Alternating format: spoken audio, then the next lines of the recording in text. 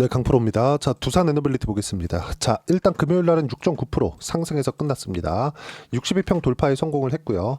자, 그리고 제가 계속해서 말씀드리지만 두산 에너빌리티의 시세가 계속되기 위해서는 무조건 미국 시장의 안정이 먼저 진행되어야 됩니다. 그리고 미국 시장의 안정은 최소한 급락하는 상황은 끝났다. 자, 그런 부분들을 제가 계속 강조를 드렸었죠. 자, 이 내용을 보시면 알 수 있는데 여기 2월 말부터 시작해가지고 두산 에너빌리티의 주가를 보면 정말 말도 안 되는 일이 벌어졌죠. 26% 떨어졌다. 이걸 보고 뭐 이렇게 얘기를 하는 사람들이 있습니다.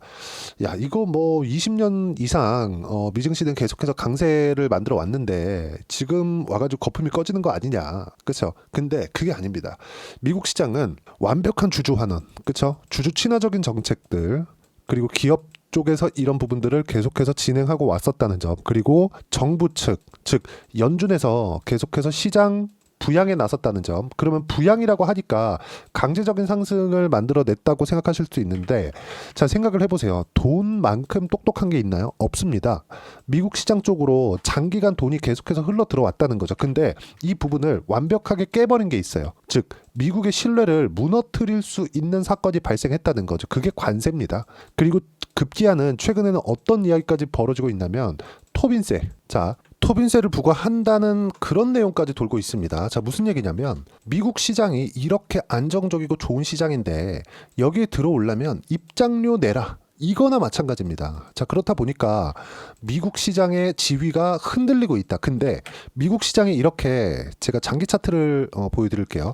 나스닥 차트입니다. 2008년도 이후에 계속해서 장기간 상승 구간을 만들어 왔죠. 물론 2022년도에 큰 폭으로 하락하는 부분이 있었고 코로나 당시에도 큰 폭으로 하락하는 부분들이 있었지만 이쪽 구간에서 나왔었던 경기 침체, 즉 코로나 이슈로 인한 경기 침체 구간, 그리고 21년도 이후부터 발생한 인플레이션을 잡기 위한 금리 인상 구간에 있었던 시장 하락기, 이런 부분들을 제외한다면 미국 시장은 꾸준하게 안정적인 움직임을 보여왔는데, 이런 안정적인 움직임을 보여온 이유는 딱 하나예요.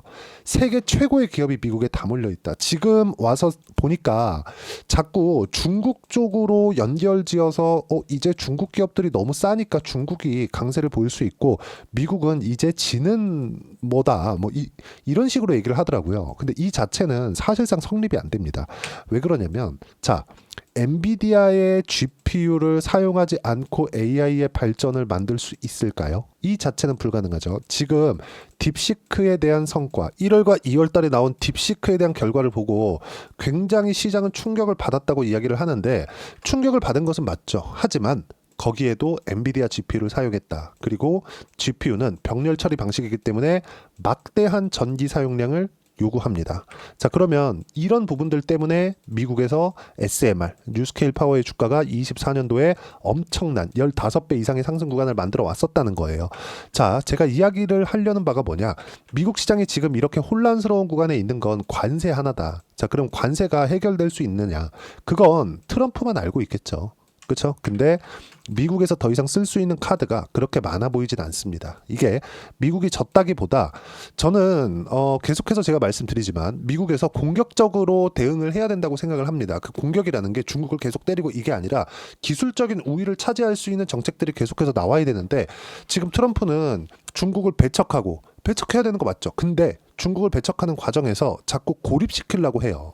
고립시키다 보니까 중국도 자구책을 찾을 수밖에 없잖아요. 그렇다 보니까 성장에 대한 가속도가 붙게 된 거죠. 그런 위험 요소들이 지금 내재된 결과다. 근데 결과적으로 보면 나스닥에 대한 이 하락 구간이 발생한 건 경기 침체 우려고요. 실제 경기 침체가 오지 않았는데도 불구하고 주가는 빠졌다는 점은, 주식시장은 언제나 상승할 때도 마찬가지, 하락할 때도 마찬가지, 뭐가 나와요? 선반영된다. 이 부분에 대해서는 제가 계속 강조드렸죠. 자, 무슨 얘기냐? 미국 시장도 이런 급락하는 변동성이 터지는 이런 시장은 끝났다. 자, 그러면 우리가 여기서 봐야 되는 부분은 미국 시장에서 최소한의 이런 그 급락이 끝나고 안정적인 움직임이 나오다 보니까 한국 시장에서도 안정적인 움직임을 만들어 가고 있고, 그리고 한국 시장에서 가장 강했었던 종목군들이 강세를 보이는 구간으로 가고 있는 거죠. 자, 한국 시장이 또 3월 그리고 4월 초반 들어가지고 굉장히 큰 폭의 하락 구간을 겪었죠. 자, 근데 그때 회복이 빨랐었던 종목군들 보면 두산에너빌리티 이미 4월 달에 하락분을 모두 다 회복을 했습니다. 근데 이때는 의도적인 하락이었다는 거죠. 그 의도는 어디서 나왔어요? 미국에서. 뭐 때문에? 관세로 인해서. 이런 부분들 때문이다. 그리고 이런 과정에서 유상증자 관련된 이슈가 터졌습니다. 루머이기는 한데 그 유상증자 관련돼서 이야기를 드릴 거예요. 유상증자 관련돼서 계속해서 뭐 질문들이 나오니까 그 부분에 대해서 이야기를 드릴 건데, 자, 댓글을 보더라도 이래요. 두산 에너빌리티가 요즘 유상증자 루머가 있는데 하게 되면 언제쯤 할까요? 자세하게 알려주세요. 이렇게 이야기가 나와 있습니다. 자, 결론부터 말씀드릴게요. 유상증자는 안 합니다. 못합니다. 못해요. 자, 최근에 한화 에어로스페이스죠. 한화 에어로스페이스 유상증자를 했습니다. 3월 21일 날 발표가 됐고 급락한 부분이 한 15% 정도. 자, 하나 에어로스페이스의 상승 구간을 한번 보여드릴게요. 22년도부터 시작해가지고 굉장히 큰 폭으로 상승을 했죠. 두산 에너빌리티도 이렇게 갈 수 있는 상황이 나올 겁니다. 자, 내용 계속 볼게요. 22년도부터 이렇게 쭉 보면 갑자기 폭발적으로 증가를 했었던 게 24년도부터입니다. 제가 실적이랑 비교해서 보여드리겠습니다. 재무 차트를 통해서 보면 알 수 있는데 하나 에어로스페이스가 이렇게 보면 굉장히 여기서만 강세를 보인 것 같잖아요. 그것보다 여기까지만 딱 끊어서 보잖아요. 이 구간도 그렇죠. 21년, 22년, 23년도도 엄청나게 큰 폭으로 상승을 했습니다. 그 상승폭이 무려 바닥부터 따지면 26,000원부터 15만 원까지 거의 한 7배에서 8배 정도 상승을 했죠.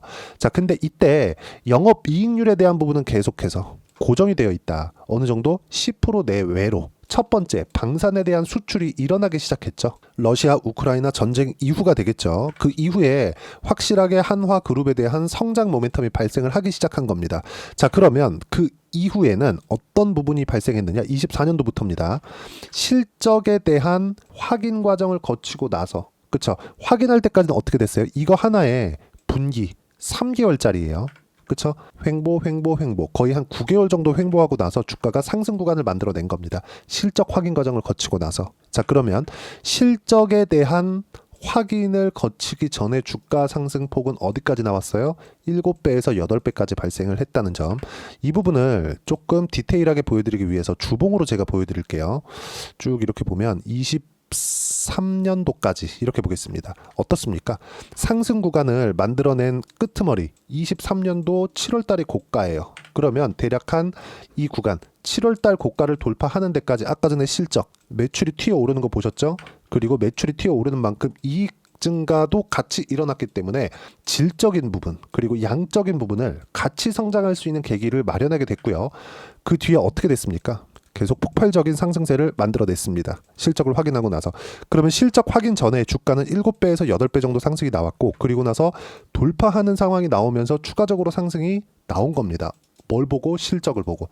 실적이 나오기 전에 7배에서 8배, 그리고 실적 나온 이후에 14만 5천 원부터 해서 80만 원 정도 되니까 동일하게 7배 정도의 주가 상승이 추가적으로 나왔다는 거죠. 그러면 대략 한 70만 원 잡고 이쪽 구간 돌파하는 구간 한 15만 원 정도 잡으면 한 5배 정도 추가적으로 상승하고 나서 뭐가 나왔어요? 유상증자가 나왔다. 근데 두산에너빌리티는 이 구조가 아직까지는 불가능해요. 왜 그러냐면요. 유상증자는 일회성입니다. 꾸준한 자금 조달이 불가능해요. 나중에 가서 또 하면 되지 않나요? 안 됩니다. 절대 안 됩니다. 자, 보세요.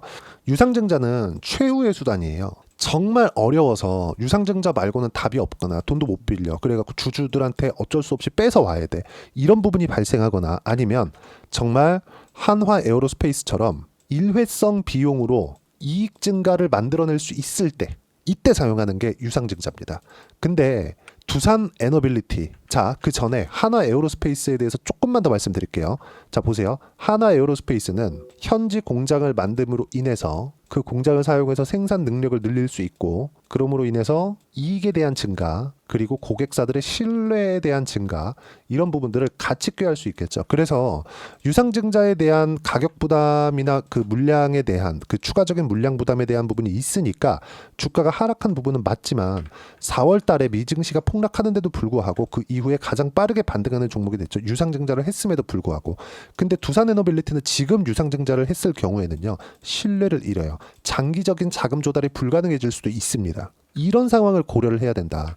그리고 무엇보다도 두산에너빌리티는 이제 수주가 들어오기 시작한 첫 번째 단계를 밟았는데 여기서 유상증자를 탁 때려버린다? 생각해보세요. 한화 에어로스페이스 같은 경우에는 제조업이잖아요. 생산을 해서 납품을 합니다. 근데 두산에너빌리티는 가서 공장을 지어줘야 돼요. 공장이라기보다 원전을 지어줘야 됩니다. 그럼 원전을 짓는 과정에서 돈이 계속해서 필요하겠죠. 그렇죠. 이 돈은 두산 에너빌리티 측에서 지금 운전 자본이 떨어진다 이런 부분들 때문에 유상증자를 하는 거 아니냐 이렇게 나왔는데 19년도부터 20년, 21년도까지 해서 유상증자를 이때 한 3조 원 정도를 순차적으로 진행을 했습니다. 근데 이때는 최악의 상황에 있었기 때문에 원전 생태계가 완전히 망가졌고 이런 최악의 상황이 있었기 때문에 유상증자를 진행했었던 게 어쩔 수 없구나 이렇게 받아들인 거지만 지금 같은 경우에는요 이미 충분히 주가에 대한 안정화도 이루어졌고 그리고 다시 신고가 구간 그리고 주식에 대한 수요도 발생이 됐기 때문에 여기서 유상증자를 해버린다 일회성으로 하는 유상증자를 해서 자금 조달을 하고 장기적으로 원전을 지어야 되는데 자금 조달을 한다 이 자체가 맞지 않는다는 겁니다. 자 그러면 유상증자 관련된 이슈는 단기적인 이슈일 뿐이다. 그리고 주가 하락기에는 어쩔 수 없이 나쁜 뉴스들이 나오기 마련이다. 근데 제가 하락하는 구간에서 계속해서 뭐라 그랬죠? 매수해야 된다고 이야기를 드렸죠. 하지만 확인해야 된다. 저는 이쪽 구간에서 4월 10일 날 매수 구간을 잡았고요. 당연히 저가가 아니라 첫 번째 갭 상승한 구간에서 잡았습니다. 그리고 무엇보다 정책적인 부분으로 계속해서 번져가고 있는데 이거 무슨 얘기냐면 자 보세요. AI 시대 원전 필요하다. 이재명 에너지 정책 우클릭 그쵸? 뭐 정치적인 뭐는 잘 모르겠습니다. 저는 그냥 돈 되는 쪽이 좋다. 이렇게 보시면 되고 여기 보시면 자 이재명 더불어민주당 대선 경선 후보가 문재인 정부의 탈원전이나 22년 대선 때 본인이 내걸었던 감원전이 아닌 원전 수명 연장을 포함해서 원전 신재생 에너지에 함께 투자하는 에너지 믹스 정책을 추진한다. 자신의 대표 공약인 AI 100조 원 투자를 뒷받침하기 위해 에너지 정책 분야에서도 우클릭 행보를 본격화하는 셈이다. 그 뒤에 어떤 내용이 나오든 정치적으로 뭘 보든 간에 잘 모르겠어요. 알아서 하겠죠. 뭐 정치인들 뭐 우리가 욕한다고 그게 바뀌는 것도 아니고 그렇죠? 제가 이야기를 드리고자 하는 건 정치권에서도 AI 관련된 내용에 집중하기 시작했다. 그리고 국민의힘도 그렇고 민주당도 그렇고 앞으로 경선 과정을 거치면서 토론을 해 가겠죠. 이 과정에서 AI 관련된 내용은 나올 수밖에 없습니다. 그렇죠? 그러면 한국에서도 원전에 대한 수요가 지속적으로 나올 수밖에 없고 그리고 그 원전에 대한 부분이 부각받기 시작이 되면 두산 에너빌리티의 현금 흐름도 상당폭 개선될 여지가 있다. 자, 체코 원전 관련돼서만 계속해서 뭐 중요하게 보시는 분들이 있는데 한국 내에서의 현금 흐름을 확보하는 것 그리고 미국 쪽에서 관세 문제가 진정이 되면서 AI 쪽으로 다시금 투자를 이끌어내는 것. 이 두 가지가 두산 에너빌리티 주가의 방향을 가릅니다. 근데 주식은 선반영된다 그랬죠. 지금 먼저 올라온 부분. 그렇죠? 추세를 유지했기 때문에 미국 시장이 최소한의 안정화 구간에 먼저 올라온 겁니다. 그리고 이 구간에서 매매 타점을 잡아야 된다는 점 계속 강조를 드립니다. 여러 가지 이야기들이 있지만 그런 부분들 싹 다 무시하시고요. 뭐 맥쿼리에서 뭐 보고서가 나왔다 이런 부분들이 있어요. 근데 싹 다 무시하시고 우리는 가격만 보고 매매를 한다. 그리고 자 수급을 보면 어때요? 기관들이 매수하고 외국인들은 매도하고 이런 부분들이 있죠. 이런 부분들도 싹 다 무시하면 됩니다. 자, 어떤 것만 봐야 되냐? 주식시장에서 추세를 유지하고 있는 종목군들만이 강세를 꾸준하게 유지할 수 있는 거고 그래서 아까 전에 제가 말씀드렸었던 한화 에어로스페이스나 이런 부분 쪽으로 연결지어서 봐야 된다고 이야기를 드린 거고요. 이 내용에 대한 부분을 여기 소통방에서 무료로 공유를 해드리고 있습니다. 자, 주식 투자를 하면서 꾸준하게 수익 구간을 만들어내기 위해서는 가격을 이해하고 돌파하는 구간에서 매매 구간을 잡아야 장기적인 수익 구간을 만들어낼 수 있고요. 이 구간에서 무수히 유상증자 관련된 루머가 있지만 이런 부분들은 성장하는 기업들 측면에서 단기적인 하락 이슈, 즉 노이즈가 될 수는 있지만 이런 부분들이 장기간 유지되지 않습니다. 그리고 이런 부분들을 시장과 함께 어떻게 봐야 되는지 소통방에서 제가 무료로 공유를 해드리고 있어요. 코스피 코스닥 강세폭은 1% 이하로 적다. 강세 종목은 주도주 위주다. 두산에너빌리티 7%, 알테오젠 4%. 주도주 중에 대형급 종목들은 회복 중에 있고 다음 주도 지속이 된다. 월요일부터 시작되는 장에서도 두산에너빌리티의 주가는 계속해서 유지가 된다는 겁니다. 단기적으로 그쵸 22평이 올라오는 과정에서 기간 조정을 살짝 보일 수도 있지만 이틀에서 3거래일 정도가 다일 겁니다. 그리고 이 내용에 대한 부분 소통방에서 모두 무료로 공유를 해드리고 있고 쭉 보시면요. 4월 18일 날에도 두산에너빌리티 매수해야 된다. 그리고 쭉 이렇게 올려서 보시면 자 4월 10일 날에도 두산에너빌리티 매수해야 된다. 장 시작 전에 제가 공유를 해드리죠. 왜 그랬을까요? 추세를 유지하고 있으니까, 소통방에서 무료로 공유를 해드리고 있으니까 구독과 좋아요 눌러주시면 무료 입장 가능하고요. 입장 링크를 받기 위해서 여기 010-8713-1916으로 구독이라고 문자 보내주시면 소통방 입장 링크 순차적으로 공유를 해드리도록 하겠습니다. 자, 그리고 소통방에서 진행하는 내용, 그쵸? 원전 관련된 종목군들이나, 그리고 원전도 제가 이야기를 드리는 이유가 있죠. 신고가 종목이기 때문이다. 이런 종목군들을 공략했을 때 어느 정도의 수익 구간을 만들어낼 수 있는지, 그 부분은 자, 내용 보세요. ABL 바이오 같은 경우에 최근에 굉장히 큰 폭으로 강세를 보였죠. 어때요? 매수 매도 한 결과 76% 수익 구간, 신고가 구간에서 매수한 결과입니다. 이런 부분들 소통방에서 다 무료로 공유를 해드렸다는 점 보세요. 4월 15일 날 ABL 바이오 남 물량 몽땅 팔아라, 그쵸? 장시작 전에 누구나 볼 수 있겠죠. 자, 다른 종목을 보더라도 마찬가지입니다. 알테오젠 같은 종목을 볼까요? 어때요? 또 확인하고 매수, 또 확인하고 매수, 또 강세죠. 왜? 추세를 유지하고 있으니까.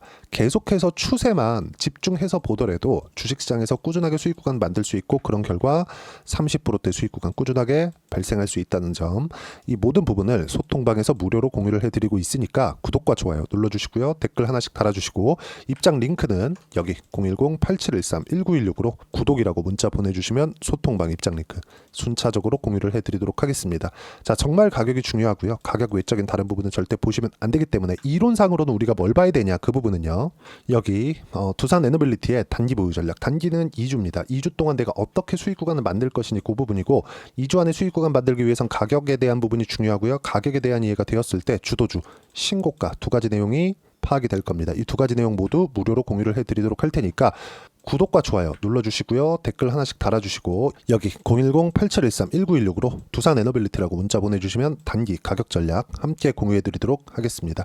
자, 정말 어려운 시장이 지나가고 있는데 최악의 상황은 다 지났습니다. 미국에서 더 이상 강하게 드라이브를 걸 수 없어요. 아무리 트럼프라고 하더라도 채권이 망가지는 모습을 지속적으로 본다, 이 자체는 불가능합니다. 그러면 이 상황에서는 매수 구간을 잡아야 되지만 어떤 종목을 해야 될지는 명확하게 구분이 된다.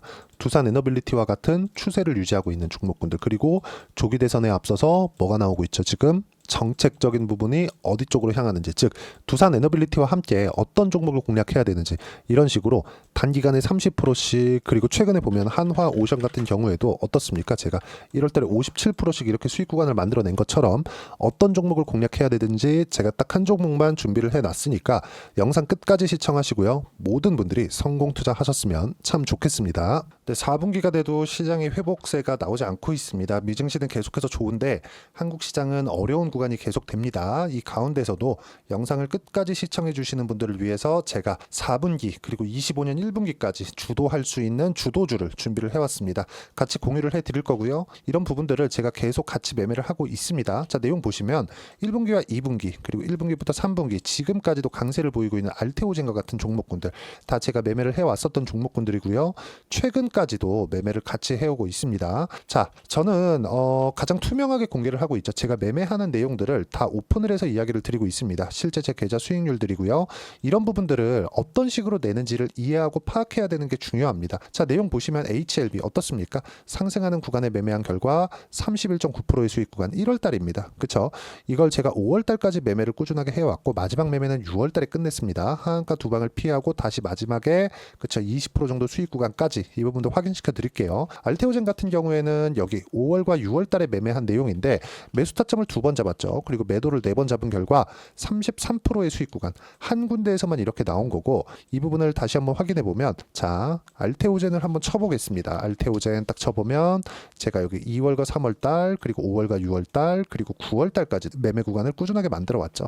여기서 눌림목 구간을 한번 더 준다면 다시 매수 구간을 잡을 예정이지만 지금은 4분기 그리고 내년 1분기까지 주도주가 어떻게 형성이 되는가, 그리고 어떤 종목을 잡아야 되는가, 그 부분이 중요하니까 그 부분에 대해서 이야기를 드리도록 하겠습니다. 자, 내용 보시면요. 이 내용을 모두 수렴하고 있어야 된다. 이 세 가지 내용만 갖춰져 있으면 주식시장에서 나 혼자, 나 스스로도 꾸준하게 수익이 나는 주도주를 잡아낼 수가 있습니다. 자, 내용 보시면 8월 5일날 시장 폭락이 나왔죠. 미국의 경기 침체 우려감이 불거지면서 시장이 폭락이 나왔는데 그 시장 폭락 구간 안에서도 가장 강했었던 업종이 뭔가, 이 부분을 체크를 해보셔야 되고요. 그리고 실적에 대한 부분은 미래가치가 들어가야 되지만 이건 너무 당연하게 들어가야 되는 겁니다. 미래가치가 좋아지는 부분. 근데 지금까지 언제까지 실적이 좋으면 더 좋겠죠. 전 지금 당장의 실적은 그렇게 뭐 중요하게 보진 않는데 이번에 준비해온 종목은 지난 3개년 연속 순수익이 증가했다는 점 주목해서 봐야 되겠고요. 그리고 가장 중요한 점 수급이죠. 그래야 단기간에 수익을 낼 수 있겠죠. 이건 뭐냐? 저점 매집봉이 꾸준하게 나오고 있는가? 외국인들의 미친 매집이 나오고 있는가? 이런 부분인데 이 종목이 뭐냐? 제가 이렇게 차트로 준비를 해왔습니다. 자, 내용을 간단하게 보셔야 돼요. 폭등 전에 꾸준하게 매집봉이 나오는가? 그리고 시장 폭락 즉 시장보다 강한 움직임을 보이고 있는가? 여기가 8월 달입니다. 8월 달에 똑같이 폭락이 나왔지만 회복하는 과정에서 빠르게 회복 구간을 만들어냈죠. 제가 종목만 띡 던져 드리는 게 아니라 아까 전에 말씀드렸었던 대로 여기 소통방에서 어떻게 대응하는지 그리고 어떻게 가격대를 잡아야 되는지 이런 부분까지 제가 함께 공유를 해드리고 있으니까 이 내용 확인해 보시면 됩니다. 시장에서 강한 종목은 제가 모두 참여해서 매매를 하고 있다고 보시면 됩니다. 자, 그런데도 불구하고 제가 왜 15에서 30%냐? 구간별로 달라진다는 거죠. 그렇죠? 내가 정확하게 바닥에 잡아서 이쪽에서 뭐 팔고 나올 수 없다. 그렇기 때문에 이런 부분을 이해하는 부분이 필요합니다. 그렇기 때문에 제가 여기 소통방에서 책임감을 가지고 운영을 하고 있다는 점. 자, 그러면 이 내용이 1분기와 2분기는 HLB, 1분기부터 3분기까지는 알테오젠, 그리고 4분기부터 25년 1분기까지 그렇죠? 이 종목을 준비해 왔으니까 받아가셔서 모든 분들이 수익을 내셨으면 좋겠고요. 이 내용은 여기 010-8713-1916으로 주도주라고 문자 보내주시면 제가 여기 소통방 초대와 함께 4분기 주도주 함께 공유를 해드리도록 하겠습니다. 시장이 너무 어렵습니다. 이 어려운 상황 속에서도 정말 꾸준하게 수익을 내기 위해서는 주도주 내용을 반드시 파악을 하셔야 되고 이 주도주를 가지고 매매를 하시면 충분하게 수익 구간을 만들 수 있습니다. 뭐 허황되게 50%, 뭐 100% 이런 식으로 이야기 드리지 않습니다. 그리고 이 내용을 꾸준하게 내가 실현시켜 갈 수 있는가 이런 부분이 너무 중요합니다. 이 내용에 대해서도 제가 소통방에서도 이야기를 드리겠지만 이 종목 딱 받아가셔서 한번 경험해 보시면 완벽하게 주도주 매매만 하실 수 있을 거니까 이 내용 010-8713-1916으로 주도주라고 문자 보내주시면 제가 소통방 초대와 함께 주도주를 확인시켜 드리도록 하겠습니다. 타점이나 그런 부분까지 함께 제가 공유를 해 드릴 테니까 받아가셔서 충분한 수익 내셨으면 좋겠습니다.